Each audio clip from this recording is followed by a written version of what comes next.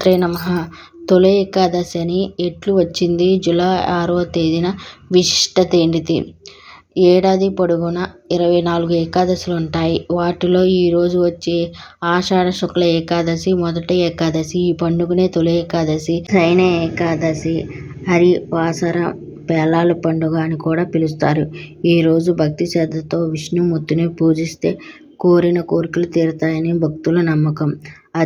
అనావృష్టి, తెగుళ్ల నుంచి తమ పంటలను కాపాడాలని రైతులు ఈ రోజు శ్రీ మహావిష్ణువు పూజ చేస్తారు. ఈ పండుగ విశిష్టత గురించి మరిన్ని వివరాలు తెలుసుకుందాం. ఎన్నో సంస్కృతి సంప్రదాయాలు చాలా ప్రాధాన్యత ఇస్తాం. ప్రతి నెల ఎన్నో రకాల పండుగలు ఎంతో ఘనంగా భక్తి శ్రద్ధలతో జరుపుకుంటాం. ఈ విశ్వావసు సంవత్సరం 2025 జూలై 6వ తేదీన ఆదివారం నాడు ఎంతో ప్రాధాన్యత ఉంది. కృతయుగంలో మురాసుడనే రాక్షసుడు బ్రహ్మదేవుడి వరంతో దేవతలను, ఋషులను బాగా హింస పెట్టేవాడు. ఆ రాక్షసుడితో శ్రీ మహావిష్ణువు 1000 ఏళ్ల పోరాడు అలసిపోయి ఒక గుహలో విశ్రాంతి తీసుకుంటాడు. ఆ సమయంలో మురాసుడు మళ్లీ విష్ణుమూర్తికి హాని తలపెట్టాలని ప్రయత్నిస్తాడు. అప్పుడు విష్ణుమూర్తి శరీరం నుంచి యోగమాయ అనే ఒక కన్య ఉద్భవించి ఆ రాక్షసుని సంహరిస్తుంది.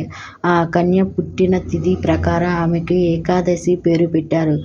మహావిష్ణువు ప్రియుగా ఆమె లోకం చేత పూజలు అందుకుంటుంది. వరం కూడా ఇచ్చాడు.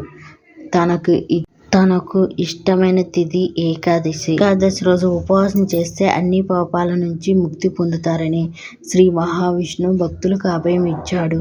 పాపాలు తొలగుతాయి. జూలై 6వ తేదీ సూర్యోదయం కంటే ముందు విష్ణుమూర్తి ఆలయానికి వెళ్లాలి. భక్తులు పుణ్య స్నానాలు చేసి విష్ణుమూర్తిని ఘనంగా పూజలు చేస్తారు. మొక్కజొన్న పేలాలను మెత్తటి పొడిగా దంచి అందులో నూరిన బెల్లం కలిపి దేవునికి నైవేద్యంగా పెడతారు. ఆ రోజున వ్రతం ఆచరించే వాళ్ళు కాల్చినవి, వండినవి, మాంసాహారం, పుచ్చకాయ, గుమ్మడికాయ, చింతపండు, ఉసిరికాయ, ఉలవలు, మినుములు, వెల్లుల్లి తినరు. మంచం మీద కూర్చోవడం, పడుకోవడం లాంటివి కూడా చేయరు. రాత్రంతా జాగారం చేసి మరునాటి రోజు ఉదయాన్నే మహావిష్ణువును దర్శించుకుంటారు. ఏం చేయాలంటే తొలి ఏకాదశి రోజు ఆవులను పూజిస్తే విశిష్ట ఫలితాలు కలుగుతాయి. ధూపం, దీపం, నైవేద్యం తర్వాత కర్పూర హారతి ఇవ్వాలి. భక్తులు ఆ రోజు మొత్తం ఉపవాసం ఉండాలి. అసత్యం ఆడరాదు. దుష్ట పనులు, ఆలోచనలు చేయరాదు. రాత్రంతా జాగారం చేయాలి. మరునాడు శ్రీహరిని పూజించి భోజనం చేయాలి.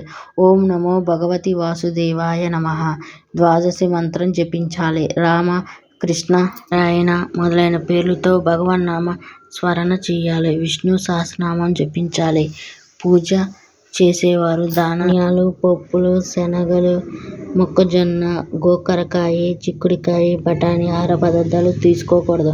కేవలం పాలు, పండ్లు వంటి పదార్థాలను తీసుకుని ఉపవాసం దీక్షతో పూజ చేయాలి. తొలి ఏకాదశి రోజు విష్ణుమూర్తిని ప్రత్యేక పూజలు చేస్తారు కనుక ఈ రోజు ఎట్టి పరిస్థితుల్లోనూ తులసి దళాలు కోయరాదు. అలాగే స్వామివారి పూజ అనంతరం స్వామివారికి చక్కెర పొంగలి నైవేద్యంగా సమర్పించాలి. ఆ తర్వాత విష్ణు సహస్రనామం చదవాలి. అదేవిధంగా ఉపవాసం ఉన్నవారు మరునాటి రోజు అంటే ద్వాదశి రోజు ఉదయమే స్వామివారికి పూజ చేసి అనంతరం ఉపవాస దీక్ష విరమించాలి. నమో భగవతి వాసుదేవాయ నమః. కామెంట్ చేయండి, లైక్ చేయండి, షేర్ చేయండి. వీడియోల కోసం నా ఛానల్